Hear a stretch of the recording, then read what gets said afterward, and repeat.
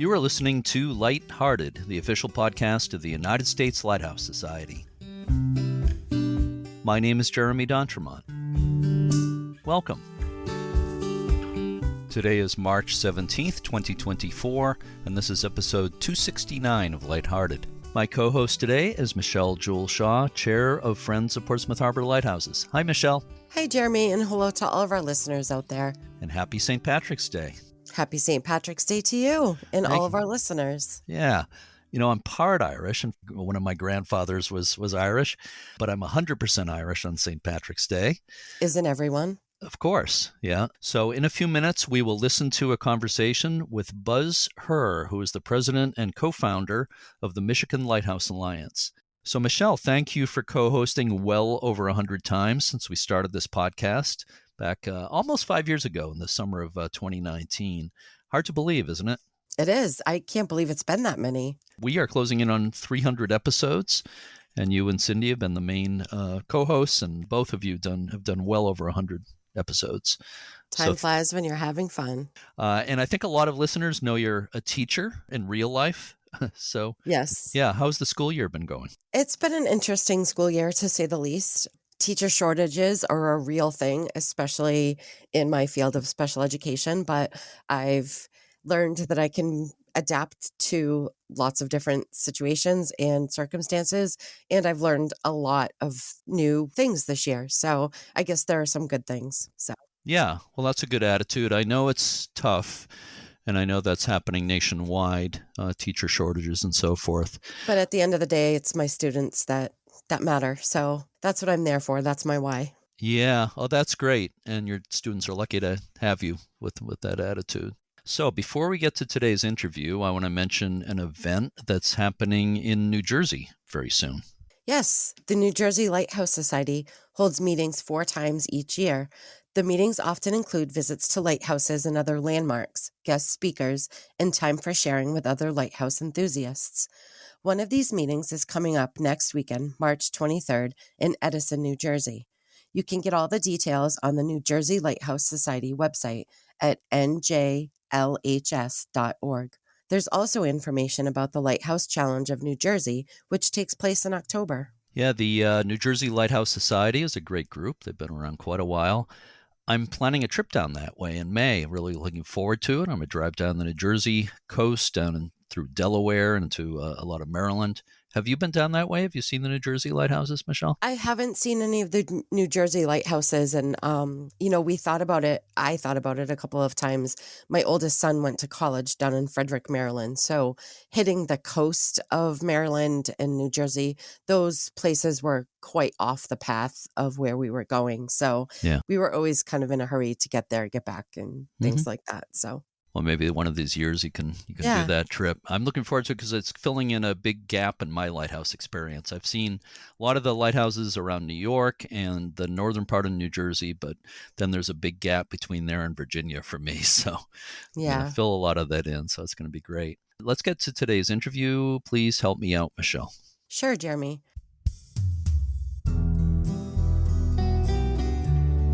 The Michigan Lighthouse Alliance was founded in 2003. It's comprised of more than 50 preservation groups and lighthouse stakeholders from around the state of Michigan. The purpose of the Alliance is to advocate for the preservation of the historic aids to navigation on the Great Lakes. The Michigan Lighthouse Alliance, or MLA, holds a conference every 2 years, and this year's will be April 21st to 23rd in Port Huron, Michigan. Our guest today, Buzz Hoerr, is the president and co-founder of the Michigan Lighthouse Alliance. Buzz is also the founder and chair for the Harbor Beach Lighthouse Preservation Society, which has worked to preserve an 1885 lighthouse on the shore of Lake Huron.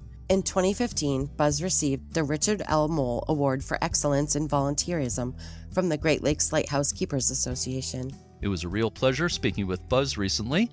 We discussed the MLA, his efforts with Harbor Beach Lighthouse, and also his efforts on behalf of Lake Champlain in Vermont. Let's listen to our conversation now. I'm speaking today with Buzz Hoerr, who is the president and co-founder of the Michigan Lighthouse Alliance, among other roles. Thank you so much for being with me today, Buzz. Glad to be here. I really appreciate it. We can talk about lighthouses. I'm happy. Yeah, me too. I couldn't agree more. get me started. I'm sure you're the same way. But my first question for you kind of relates to what you just said. How did you get so interested in lighthouses in the first place? My family has maintained a summer residence inside the harbor of Harbor Beach, Michigan. And we would go up there in those days for a month at a time, 6 kids and my poor mother. And she had to take care of us while Dad went back to work in St. Louis and then back up again. He had to jump back and forth. So, and out in front of us is at that time still was the world's largest man-made harbor, which is a whole other amazing story. And of course, it has a lighthouse marking the northern breakwall edge as shipping came in and out of the gap. And so the light was on every night. We were in our bedrooms upstairs and it would flash through the windows. And it was just something sort of like a pulse at night that you just lived with for a long time. And we rarely got a chance to go out and see it, but as time went on and we got older and then we got boats and we got access, that, we actually started to go out there and jump off the wall and all that sort of stuff. And that's the first part of my answer. But specifically what changed after all that, everything we had in our house had lighthouses on it and everything. So it was a constant reminder. But what happened is one summer, my best buddy, we were in a grouping of cottages along the shore, and I went out there to do our usual thing, hang out on the breakwall, look at the lighthouse and have a beer.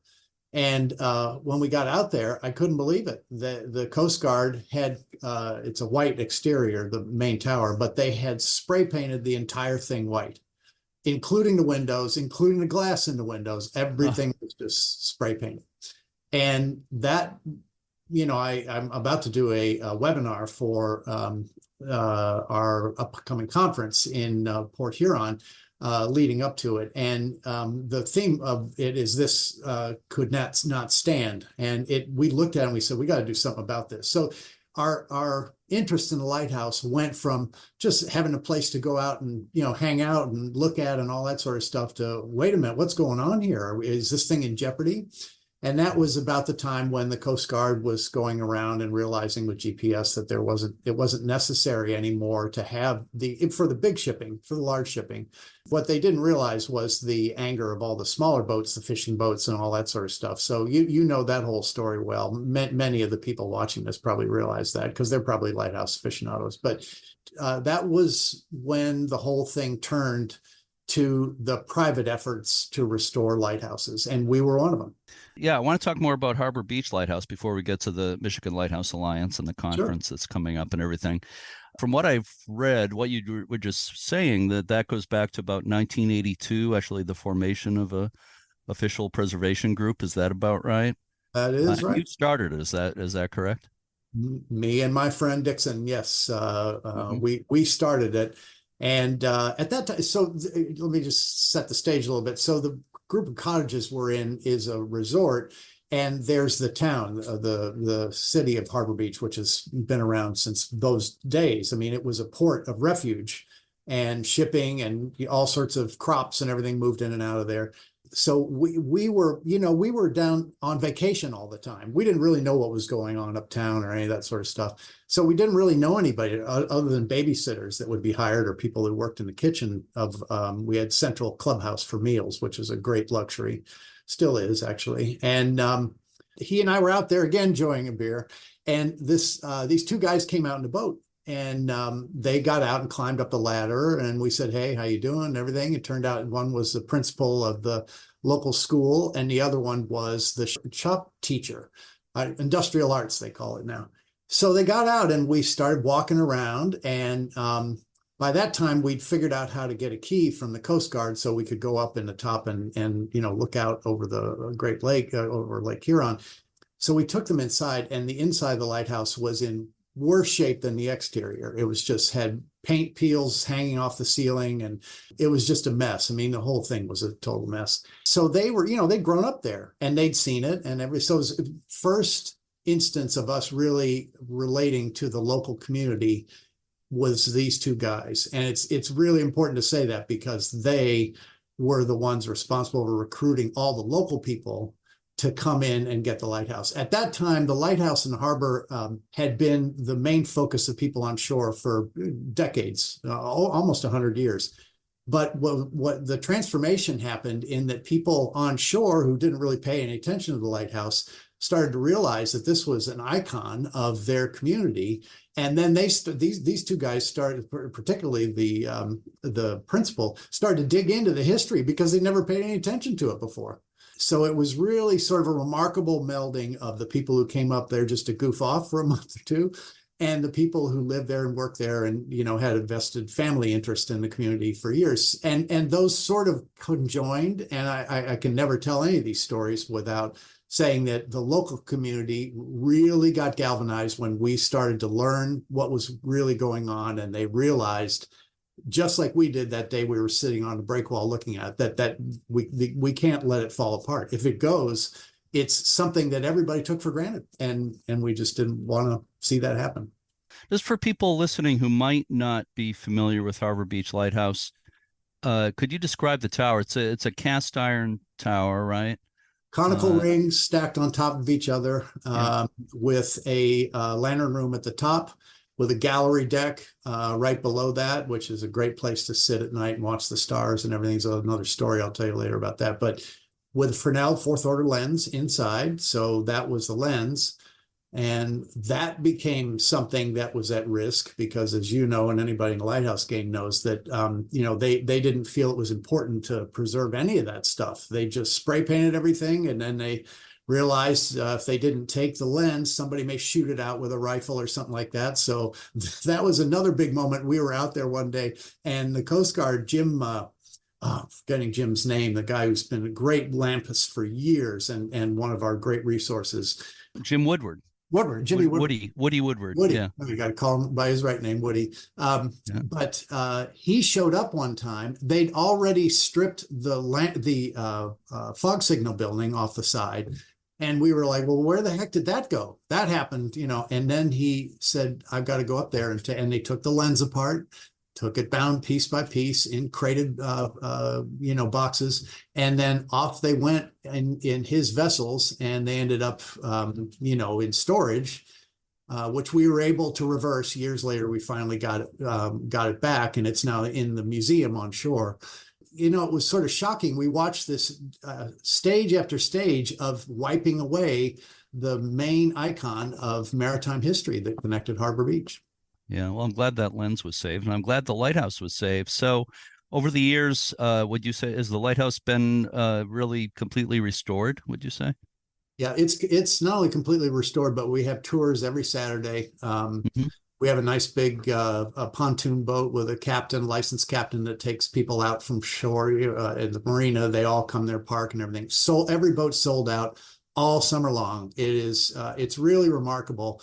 And it's $20 for a ticket. It's, we don't do anything to make money other than all the fundraising we've done over the years.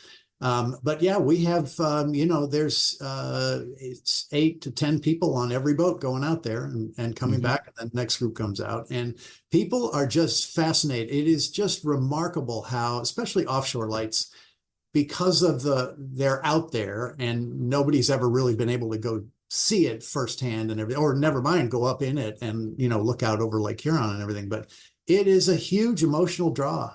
People, when we do those tours, we have people that we recruit to be docents, and they explain everything about the history. And we rebuilt the fog signal building, and now the interior of that is carpeted on the walls with every old photograph that Skip Kadar, who's our high school principal, has been able to collect over the years. So it's really a museum out on a breakwall at the end of the breakwall in the harbor. And people are fascinated. Now with camera phones, people go around just, taking pictures of everything, because before those showed up, nobody would really go to the trouble to think about doing that. But they're able to take that back at home and then tell everybody where they went and what it looks like and everything. And that starts more people coming. So it's really been fun to see how that's developed over the years. But I want to get back to your other question. So that's what we've done to make it kind of a tourist attraction. But it's really remarkable that we realized, as we kept replacing windows, building the fog signal building, doing all that work that we, because of our industrial arts teacher, recruited all of his carpenter buddies, all of his people that he knew in the trades around the area. And we had these massive work parties on Saturdays, and they'd be out there doing all this stuff. And we'd plan it all winter, and then we'd go out. Lou Schillinger is a good buddy of mine up at, Port Austin. It's the same story just about everywhere, where you have to get a bunch of people because it's too expensive to pay anybody to do all this kind of restoration work. And we just got the group out there, and, people were fascinated by the project. And one of the things I realized is we were putting stuff in there, but I wondered how long it would really last. So we sat down, and one of our planning meetings, we decided every single thing we do to that was going to have a 50-year life. Actually, it was a 100-year life, but 50 warranted. We tried to do the best we could up to 100, but it was always recognized that we bought something, we'd look it over, we can't do that because that's not going to be guaranteed, blah, blah, blah. Who knows whether the companies would still be around. But it was all about making sure anything we added back in was something that was going to last the way it did from 1885 all the way till the time we got there. You mentioned earlier a museum on shore as well. Is that right? Yep. Yeah, the Grice House. And the Grice House is a house at the entrance to the marina, the Harbor Beach Marina, which is where everybody has to come in to get parked and then go out on the pontoon boat. So they can do that either on the way in or on the way out. And the original Fresnel lens, it's a good thing you mentioned this, the original Fresnel lens, which we found and we recaptured, we have on display in a lantern room mock-up inside the Grice House. And fortunately, that was largely an agricultural museum, because after the big days of shipping got over with and everybody turned their faces towards ag land and crops, and now the Thumb, as you probably know if you've been there, is just a gigantic corn growing area and all that sort of stuff. Once that happened, people didn't really know much about what was going on in the background. So that was largely a museum that had threshers and all that sort of stuff. But when we put the lens in there, it was a big added attraction, and that I don't know if it saved the Grice House, but it really helps because they get some cash flow out of that. That's great. Before we move on to another subject, you got to tell me the story you referred to a while ago about looking at the stars from the gallery of the lighthouse. Tell me that story. Oh boy, I'm going to reveal my secrets here. Just one thing, and it's a big thing. We were able to not only move the lens, the original lens, and reconstruct it in the Grice House after taking it back from the Coast Guard, but we then installed a replica lens in the top that's exact replica. Yeah. Oh, that's fantastic. Yeah. Made by Dan Spinella, I would guess. Yeah. And what a great guy. I mean, the people I have met along the way, this interview will never do them all justice, but that guy and his buddies, they built it all in Florida. I actually go down and play hockey tournaments in Florida. And so I got a chance to go watch him as he put that together year after year. Mm-hmm. And then he brought it all up, and he's still doing this. I don't know if you know that, but he's doing it all the time. And he's a Disney guy, he was doing, so all that. So anyway. Well, listeners might not know. Yeah, he's works on robotics, or what's the proper word? Animatronics or whatever for Disney. Yeah. Brilliant guy. His garage, he builds them in his garage. It's hilarious when you go there. You expect to see this big workshop and everything. No, he's got that all figured out. And so anyway, that's what's up in the top. So I'm sorry to interrupt you, but I always have to give Dan credit. And the whole move of putting those lenses in is a big part of MLA, because we showed all of our members, this is what you want to do if you want to have the actual Fresnel lens and not those little silly blinkers that we all had to put up with for years, that, when the lenses were taken out. Thank you. I want to give Dan credit. So glad you mentioned that. I'm really, really happy you mentioned that. I've interviewed Dan on this podcast. He's a great guy. And his company is called Artworks Florida, for people who might not know. You might want to look up his website. Do that. Yeah. If you like lenses, it's unbelievable what he does and where he's come from starting like that. Oh, yeah. If anybody's seen the movie The Lighthouse a few years ago, he made the replica third-order lens that was used in that movie, which you would never dream was not an actual Fresnel lens. Yeah. Absolutely. Okay, so I think you were trying to change the subject, because trying to get away from the story of looking at the stars on Oh, the lighthouse. no, not at all. Because the big thing about the lighthouse, the biggest event we had as this story unfolded was getting keys. And the Coast Guard agreed to give us keys as long as we behaved and all that sort of stuff. And so one of the big things we started to do was to go out, instead of sitting on the breakwall, but sit on the gallery deck at night and look out to the northeast and, at Lake Huron and the stars at night, even though there is some background light coming from the city, the street lights and everything. If you look away from that, it's remarkably dark, and it's a fantastic dark sky viewing point. So one night we're out there, and we're having a beverage and just looking and telling stories of whatever went on that day and everything, and looking up at the sky, and all of a sudden I saw a particularly bright star, which is what I guessed it was.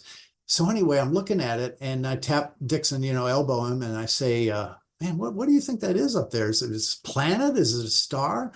And it was still, so that's why I figured it was a star. Planets move, and so it was just getting brighter and brighter and brighter. And I just said, "What the heck do you think that is?" We thought maybe it was a satellite, maybe who knows what the heck it is. Well, as it got brighter, all of a sudden it came almost right over our heads. It was a fighter jet with landing lights on. From Selfridge Air Force Base down in Port Huron. And there were 4 of them. And he came right at us and then booted it right straight up in the opposite direction. So we saw the, tail flames coming out, and then went up and did a circle, and we looked back up again, and there was another coming. So there were 4 of them, and they were bombing the lighthouse. And we'll never forget that. I didn't have, we didn't have iPhone cameras then or anything like it. It would have been great to get a video of that. So I've never been able to recapture that. But it was one of those moments when you're out there and you're thinking back to when it all started, and we never would have had a chance to sit out there and see that if we hadn't done all that work. So anyway, there's my story. Oh, wow. That is an incredible story. I was getting, as somebody who used to attend UFO conferences years ago, I was getting excited about that. But still, what you actually saw is maybe even more exciting than a UFO, I guess. But it's always special being at a lighthouse at night. I know from experience, wherever you are, to have it to yourself or with maybe a friend or two and experience that. It's incredible. Yeah. Yeah. And just for the record, they were A-10 warthogs. So once we knew that and that event happened, I got all into A-10 warthogs, trying to, learn more about them and all that sort of stuff. So it's just amazing the things that structure has galvanized in so many people's minds over the years. I'm sure that's what the lighthouses are for people. They're, like you said, they have an emotional draw, and they're often centerpieces of communities as well. So on to the Michigan Lighthouse Alliance. And starting out on that, I have a question that might be hard to answer in a sentence or two, but take as much time as you want. Yeah. What exactly is the Michigan Lighthouse Alliance? So it's the 126, 7, 8 lighthouses in Michigan, depending on who you're talking to. We realized that this was not just an isolated instance, that there were these lighthouses all around the Great Lakes, more than almost any country in the world. I mean, it's an amazing story how big that effort was to build all those aids to navigation. Other places were having the same problems we were. And there is strength in numbers. And so what we started to do is, and we did it sort of organically, we started with the group in the thumb. So the lighthouses that we drove past on the way up to our cottages in the summer. And we started to make contacts. And Lou Schillinger at Port Austin, we were able to realize they were struggling with the same things we were, that they, all the issues we were having to deal with were the same pretty much everywhere. The only major difference being whether it was onshore or off. Because it was offshore, it's far more problematic. And Lou and Port Austin are going to finish this summer a complete restoration of that, over $1 million. And by ICC, that fantastic lighthouse group, construction company group. So that's one of the things we're going to be talking about at the conference coming up in April in Port Huron. And we'll have them as our lead speakers, and they're going to tell the whole story, not only of this one, but other Great Lakes lighthouses they've done. So it made us realize, the more we looked into it, there were 120 plus lighthouses around the Great Lakes. predominantly in Michigan. And so we, in Lake Superior, so we decided that we were going to make contact with these people. And so we started doing outreach. And we said, you haven't, and this problems were the same. And we said, well, let's get together and see if we can do something about this. And so we, found out the people in state government that we had to talk to, some of whom we were still in touch with. And we realized this was a problem that was happening all over the country, actually, is that, right where different places all were having it. So we realized there's strength in numbers. So we got together and we started to have these meetings that turned into conferences. And there we would have these guys come in and explain, what the government's position was. I could, I could go on and on about that. But the other, main problem was fundraising, because this was not a cheap effort. It was a very expensive effort. And the further away you were from large groups of people, the less chance you had, and mainly that's where lighthouses were. They either fronted a harbor or else they were in some place so people wouldn't crash into rocks, and it was largely unpopulated. So trying to fundraise and everything, the myriad problems we have in doing this were really something we had to band together and help each other figure out what are the best ways to do this. Where can we find the money? Where can we find the help? Where can then, once we've restored things, can we publicize them so we can get people to come see them and everything? And it was going to be really difficult to do that on our own in Harbor Beach. And so that's how we started the Michigan Lighthouse Alliance. And it's been an absolutely terrific group of people, all with the same interest, all with the same desire to get these structures back in shape, and not just to get them back in shape, but to get them in shape so you could take people out there and show them, and people would understand what the value of these places is. And in doing so, then the fundraising could really start. Then we get people who show up in tours, we get letters from them, and they say, how can I help? And, those were the kind of things that you just couldn't generate any other way other than saying, you got to see this thing to believe it. And oh, by the way, if you got a few shekels, that would help. So fundraising is a whole other story, but we have a central clubhouse for eating meals in our resort. And I started fundraising with my wife, selling T-shirts at lunch when people came in and out. And I'm happy to say we have almost $300,000 in an endowment now over the fundraising we've done. And that's after we've done all the work, and it's all done now. All we do is just take people out there and show it to them. So that whole pathway had to be described and explained to people. And the key people in Michigan, Dick Moehl, all those people, they were huge about that, because they were used to raising money. They were used to doing charitable stuff and everything. So when we bring these people in who liked their lighthouse, but they didn't even know where to start, the conferences would have work breakout sessions and all that sort of stuff. And then these people were available all year long if you ran into a jam and you wanted to have help finding an answer. Yeah. So anyway, sorry to go on, but it strength in numbers is key. And it wasn't just about your lighthouse. It was about all of them because this whole time frame is the same for everybody. Started in the early 1980s or somewhere around then. And now a great many of them are completely restored and able to put on tours. What a great thing. I love the idea of it. The fact that they're so evocative and have a history in each place, because, the story about the lighthouses in Michigan being built is not just about navigational. It's definitely navigation. But the other thing was, it started after the end of the Civil War, because once the Civil War was over and the shipping lanes became free and open, and it was a big deal. They realized there were always boats crashing. The shore of the Thumb is shipwreck, city. They're just nothing but wrecks all the way up and down. So that spurred interest, and then the lighthouse government lighthouse program started. And then, the interesting thing about Harbor Beach is it is that conical tower, and there are a bunch of those all over the place. So they even got to the point where, rather than building something that was particular to that area, they realized it was a lot cheaper to just build those huge iron rings. And those iron rings were actually, forged and produced in Harbor Beach, north of the city. So that, it's actually a very local deal, but using what the lighthouse board decided would be a way to mass produce lighthouses and then stick them everywhere, because that's copied all over the Great Lakes. Over here too. I mean, my local lighthouse before we started here, I was telling you about Portsmouth Harbor Lighthouse near me here. It's another cast iron lighthouse. It's more closer to being cylindrical than a lighthouse like Harbor Beach, but it's several cast iron cylinders bolted together, and we have a bunch of those lighthouses here in New England.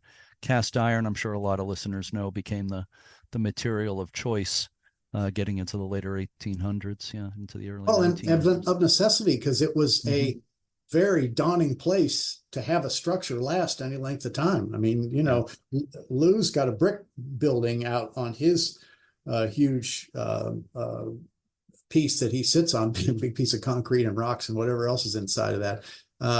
But it had to be built to last, and that meant it had to be seriously engineered and very well constructed and everything. And the other thing that's interesting about it is you could build it at whatever height you wanted just by adding rings. So that was, again, you can see that they really thought about this and they were built to last. Absolutely. So getting back to the Alliance, of course, I'm sure a lot of people are familiar with GLICA, as it's usually referred to, the Great Lakes Lighthouse Keepers Association, which is one of the larger lighthouse organizations in the country, I think, as far as membership goes. And going back, you mentioned Dick Moehl, I think, was one of the originators of GLICA.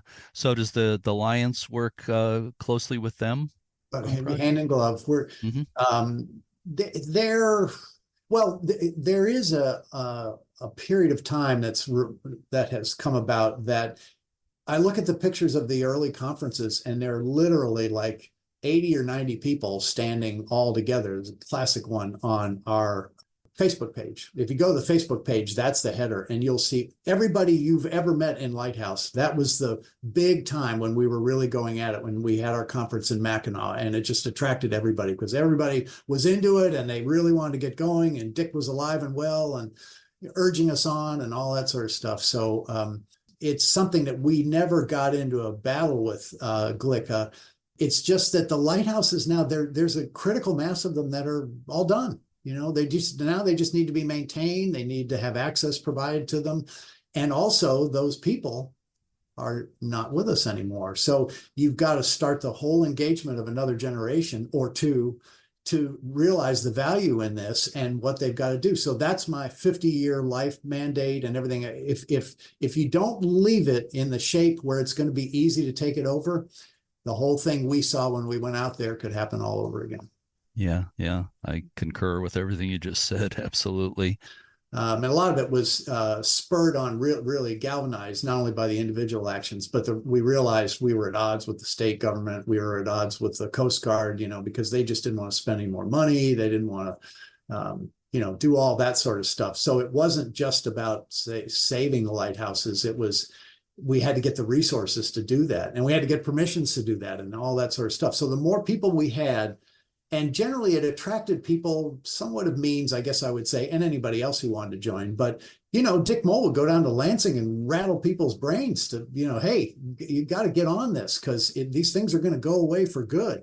And it's a tourist thing, that rang big bells, that woke everybody up to that, the necessity to preserve for that reasons and everything. So again, there were so many people from different walks of life that were involved, but generally they were people who could get stuff done. And there were groups had problems with a few people who couldn't get stuff done. So it's had this sort of period where you got to find the people that are going to get the job done, know how to raise money, know how to recruit people, all that sort of stuff. And it's one of the great private undertakings of buildings that you see that all over the place. But this thing has a particularly emotional tug. It's very evocative. We'll talk more about the conference, but what are some of the things that sort of concrete accomplishments that the Alliance has done over the years? Well, providing Dan Spinella with a pathway for lenses has been great because not only is the building evocative, but the flash of light up there is, that's the soul of the lighthouse. And the fact that we were able to work with him hand in glove to find these lighthouses that were interested in doing lenses and everything. And that's been an ongoing story for a number of years now and a very successful one. So that's every one of these initiatives just spurred people to join, spurred specific people who had skills that could make that stuff work. And that's what MLA really did. We would pick those things up and provide contact with the people and then spread the word and do the conferences so the emotion stayed high. We just realized that we had to do all that stuff because a lot of the people that started on this, not me in particular, although I'm getting there, were older. And we realized that, you know, the leaders, the ones who really jumped in, were going to age out before their structures could be completely rehabbed. And if they didn't, and we didn't help them, show them the way to recruit and raise money and everything like that, the thing could sputter out and die. And so we realized just like we sat on the break wall that one day and say, this can't stand. We repeat that every year at the conferences, and we just, you know, we got to keep working on this. We got to save these things. Yeah. Oh, it's never finished. So the conference this year is at Port Huron, right? Yep. And it's at a different place every year. Is that correct? And part two of that question is, how do you decide where it's going to be each year?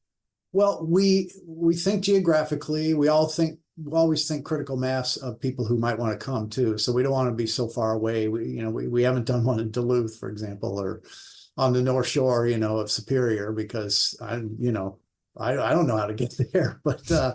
But Mackinac was easy. I think that was probably a great signal event for us, because as you'll see on that Facebook opening page, that was where everybody knew they had to come, because that was where we were going to have all the right people to talk to and all that sort of stuff. So that sort of led the way.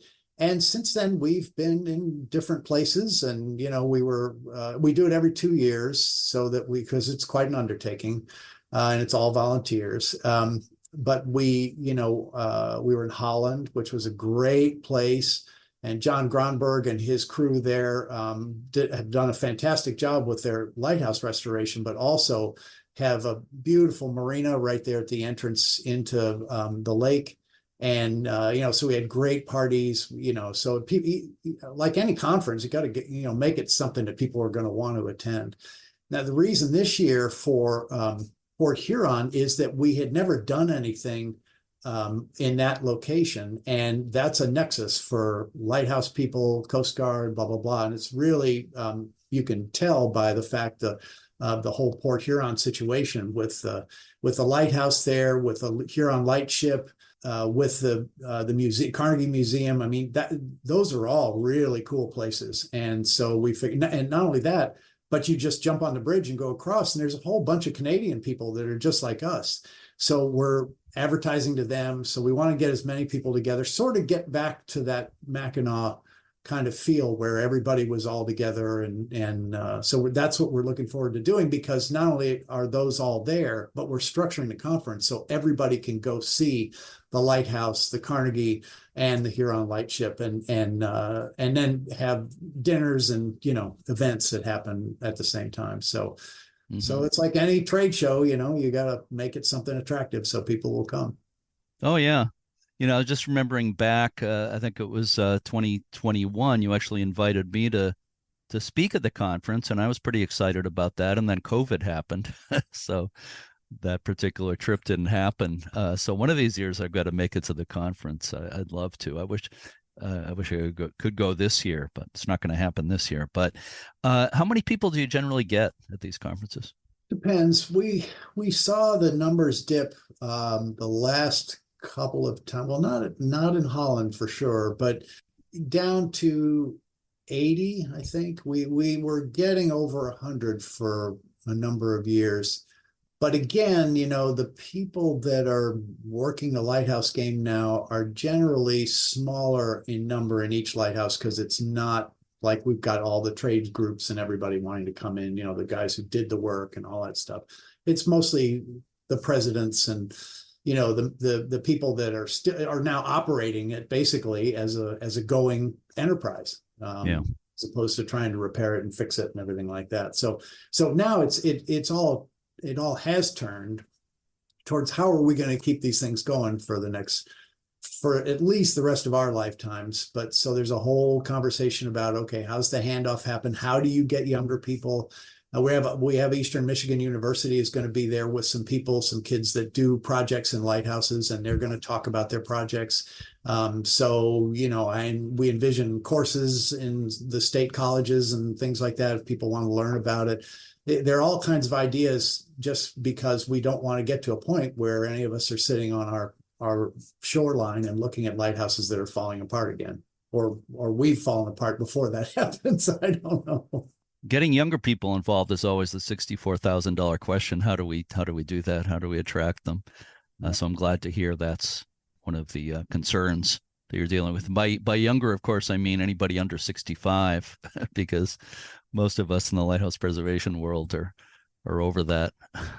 Well, we've learned there's actually a demographic kind of rule we follow. Like, you always go for retired teachers or serving teachers for docents, because they like to teach, they like to study. We've got a great guy in Harbor Beach now. He will just about wear you out with every fact there is, but and answer every question, because he did his homework before he started doing it. We said, well, here's all the stuff we've got, and he studied everything. And now the people just stand there and listen, because he sells spellbinding stories and all that sort of stuff. So the teachers are important. Young people and, retired teachers, they can retire on a pension pretty early. So they end up being kind of a good group to go approach. Kids, though, the Eastern Michigan program has been able to find a way to do it. So that's in a structured curriculum. So that might be a good thing to pass on to other people. And just generally getting people out there, because, they may go for a tour now, but in another 10 years, and they're still living in the area, they say, wow, I want to get in there and help that. I remember when I went out there. I remember when my wife and I went out there, so it has a power, and it might bounce back at some point in the future. That's really another reason to do tours, so that people don't ever forget about it. Where do the people come from who attend the conferences? Are they pretty much from the Great Lakes area to get people outside of the area? That is the primary audience, but we've had lighthouses from Florida. I think I'm not gonna, this isn't bragging, but I think we were so well organized so quickly when everybody everywhere started to realize this was a problem and needed to be addressed. I think we looked big and strong early. So people from different lighthouses from Canada, for example, would come to our conferences once they heard about it. We just would send a letter and say, hey, if you want to come, you're welcome to come. And it's in a cool place, and there's lighthouses to see. So everybody wanted to see different lighthouses. So that's pretty much what our game plan is, to try and get everybody. And we've had as many as 120 or 130 people coming. And at this point, I don't anticipate us going necessarily after big numbers, because most of them have a group that are taking care of it. It's just, how do we keep going? How do we raise money? All that sort of stuff. Oh, networking is super important. And let's talk about this year's conference. What are some of the highlights of this year's conference? Well, fortunately, it's not me, but I think that this year being able to see the lighthouse, the lightship, and the Carnegie, and have a conference and a conversation, that's a lot in one event. That reminds me of Mackinac, because people wanted to go to Mackinac. I mean, it's far away, and a lot of people in Michigan know about it. But if you were a resident of St. Louis, which I was when I was growing up, but it was a summer place, I'd heard about Mackinac, but I'd never gone. So, there's a whole lot of people that may or may not have been there before. So that's why we think Port Huron will be a good attraction. And the people who run the museum there are now on our board, Andrew Kircher primarily, and his partner, and they are fantastic. I mean, they're putting out feelers through different media. They're young. That's really nice. I mean, I work in a field where I communicate electronically quite a bit, but they're really good at it, and they've already blasted people, and they're going to keep doing it. So I have a feeling with the two country audience that we have right there, that might be interested if they haven't been to see the Carnegie and everything like that. I think it might draw a whole lot of people, and so we'll see. Yeah. What about speakers and presentations? What's happening this year? Yeah. Well, we're gonna have the key lighthouse people are going to talk about the history of everything. We're going to talk about how to key things that you need to do to protect your lighthouse. We're going to talk about fundraising. We're going to everything that I've been talking about. They're all going to be topics for speakers to come in and present. A fair number of them internally, because we've got a lot of experience, and we don't want to have somebody come in and talk about building hotels or something. So it's really kind of it's an inside game. So there's plenty of a wealth of speakers inside that we're tapping to come and present, and it's great to see people who've been successful and been doing what we've been doing for all these years, because that experience is really what people want to come and hear. Oh, yeah.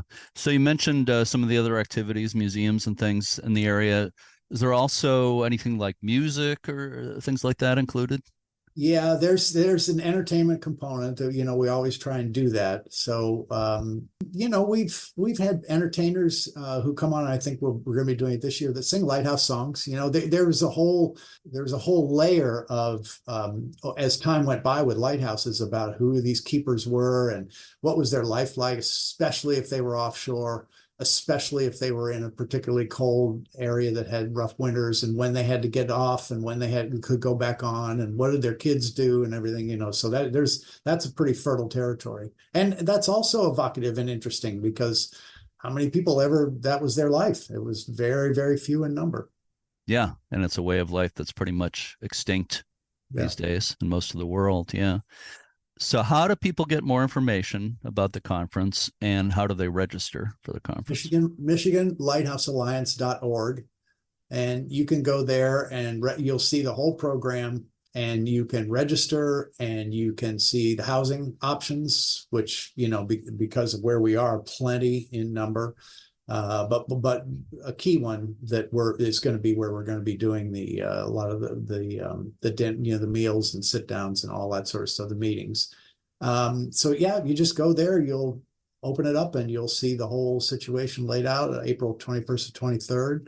So we've done them before in May, but for some reason we figured it might be better to get this going a bit earlier. So. Yeah, similar in New England, where most lighthouses are, when they open to the public, it's seasonal, and a lot of them open Memorial Day. But it's kind of nice to have events earlier in May or late April, before people really get geared up for their busy season. It's kind of a kickoff for the season, I would think, for a lot of people. Yeah. Yep. So we'll be in Port Huron, and then we'll go 2 years before we do another one. And we don't know where that'll be. Each one of our board members is tied to a lighthouse. And so we like to show our lighthouses. One of the things we're going to emphasize is that the Thumb Coastal Tour, so we market it as a, Port Huron, and you go up to the different lighthouses along the shore and end at Port Austin. So there's a whole tour that you can take on M25 and go from bottom to top. So I imagine people, if they're retired or have the time, they may do the conference and then go on and check out other places, and we'll make that available for them too. So I imagine you have sponsors for the conference. How do people find out about that? We do have sponsors. It's a lot of it is internally funded by our groups. So we come up with money, but the construction company ICC, fantastic enterprise, is going to be there, be our lead speaker. They have so much experience, and for people to come and see the Parla, the Port Austin whole construction story and everything, as told by the people that are actually doing it, is going to be amazing. And because there's so many things to go into restoring a lighthouse, and they've done everything with Parla. It's got to be, because it's out there in the middle with the raging waves around it. So that'll be one of the highlights for sure. ICC, I'm sure a lot of listeners know, used to be International Chimney Corporation. Of course, that's where ICC comes from. I know they just use the ICC name these days, but they go way back in lighthouse preservation and moving lighthouses. Of course, several in New England and Cape Hatteras in North Carolina, but just do wonderful work, have been for a long time. So it's great that they're a big part of the conference. They're a very generous sponsor too. So that's, the good thing is, within our community, things have gone on well for everybody, and people don't mind chipping in money to help show off what's going on and everything. And there'll be lots and lots of visuals and Q&A available for people. So it's really kind of getting back in the spirit of it. So you walk out of this conference recharged and feeling like, yeah, we can keep doing this. I have two final questions for you, and these are for bonus points. Okay, so get your number two pencil ready here. First of all, why do you think it's so important to preserve lighthouses? Well, primarily as aids navigation, that's always the focal point that we have, that we've got to make sure the lens is properly done. But all that sort of stuff has to happen. Largely, it doesn't involve the ships anymore because they're all flying around, and they could do it in the dark, the fog, the weather, anything. Because A, they're bigger, so they can withstand any of the storms they're going to run into, and B, they've got all the navigation aids that are all internal now and electronic. So, but especially for people who fish, for people who sail. I mean, the Great Lakes have a parade of boats, private owned boats going up and down the shoreline all the time. So it's very helpful for that. And it's helpful for the community because it draws people in those boats to come into the harbor and tie up and go eat at a restaurant and so on. And also in that vein, for the community to have a particular icon to identify with. I think it's local pride, it's local understanding of a really interesting history that happened there. It's not just some place alongside a highway.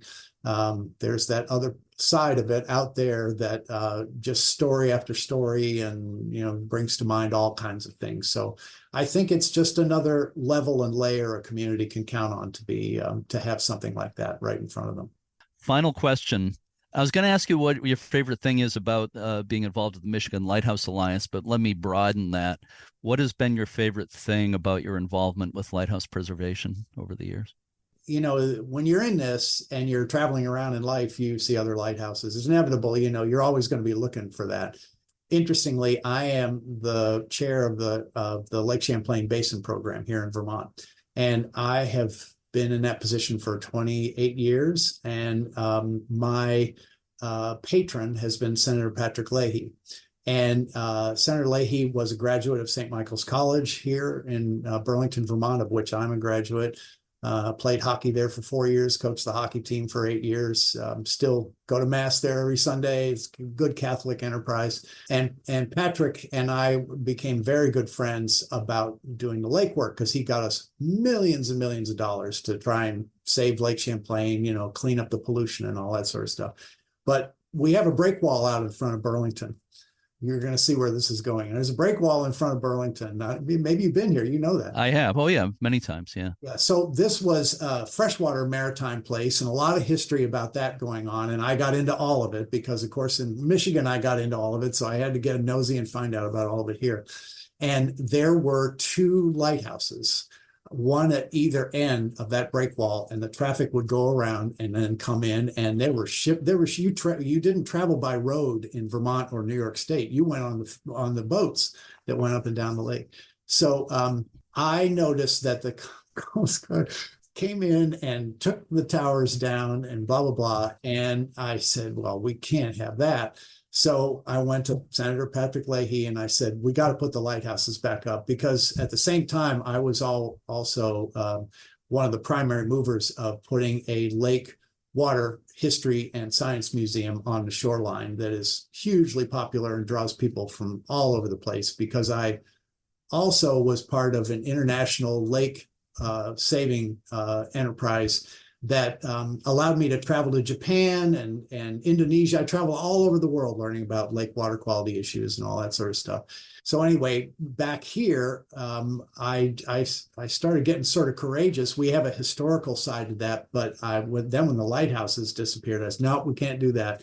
So the senator came up with the money to rebuild those lighthouses out there at a higher level and less surface area to be hit by the waves, because it is pretty rough there. And so we had an event and we said, there are the lighthouses out there. So I'm happy to say that I've got 2 more lighthouses back in service again. So, and he was great. Because I told him the whole story about Michigan. And then he started helping me in Michigan with senators out there. Yeah, you got to help this guy. It's amazing if you make the right contacts, how things sort of drop. Obstacles drop here and there. Things happen. Yeah. And that was quite an accomplishment. That's a while ago. We're talking 20-ish years ago. Yep. So I'm glad you brought that up. What a great thing to bring back lighthouses that have been lost. In So, addition to, so yeah, Mhm. let me tell you one final story. So Yeah. there's the thing that galvanized me to do the Lake Science Center, ECHO. It's Ecology, Culture, History, and Opportunity is the acronym for our place there. Was I was doing this traveling around the world. I was seeing all these marine environments, freshwater marine environments, and everything. And there was commerce in all those places. So lighthouses are not a peculiar to Michigan. Of course, they're everywhere. And we had a International Lake Environment Committee is based in Japan, and they are basically the MLA of the freshwater lake movement throughout the world. And they're Japanese, highly organized, really a cool group. And they have a museum, and it's called the Lake. They're housed. Their offices are on Lake Biwa, which is just in central Japan. But it's a fantastic place, and that's what got me to do our own science center. $20 million project we raised for that. So, with the great help of Senator Leahy again.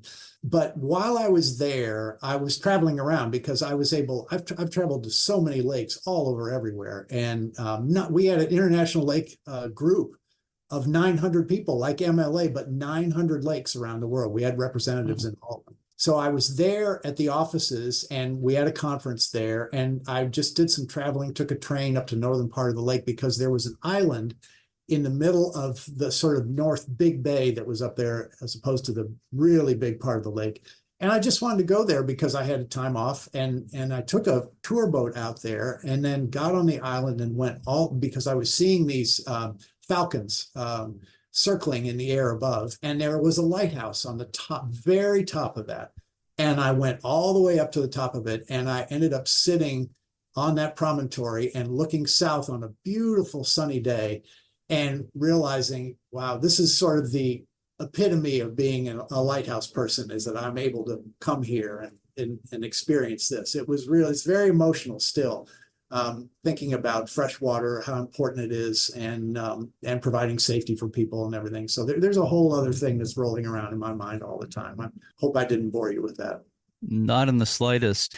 First of all, thank you so much, Buzz, for spending this time with me today. It's really fascinating, and I congratulate you on all you've done over the years. I mean, I think going back to the 80s, you were kind of on the front line or the forefront of lighthouse preservation at that time. You were one of those people like Dick Moehl and others who were right there in some ways at the beginning of the modern preservation movement for lighthouses, I would say. And I love the fact that you've made kind of networking, cooperation, and those kinds of things as a central component of what you do. It's so important. Like I said, I'd love to see more of it. And I think the MLA, the Michigan Lighthouse Alliance, could be a model for other states. But anyway, Buzz, it's all fascinating. I hope we can do it again sometime. I hope I can make it out your way, or either to Burlington, Vermont, or over to Lake Michigan. I hope I make one of these not Lake Michigan, but the Great Lakes, I should say.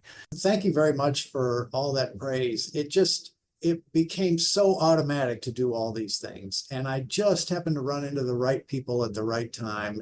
Good luck with the conference. I'm sure it's going to be great, and I would expect you'll get an excellent turnout for it. Sounds like a perfect place for it. So good luck with everything, and thank you again, Buzz. It's my sincere pleasure. Thank you, Jeremy.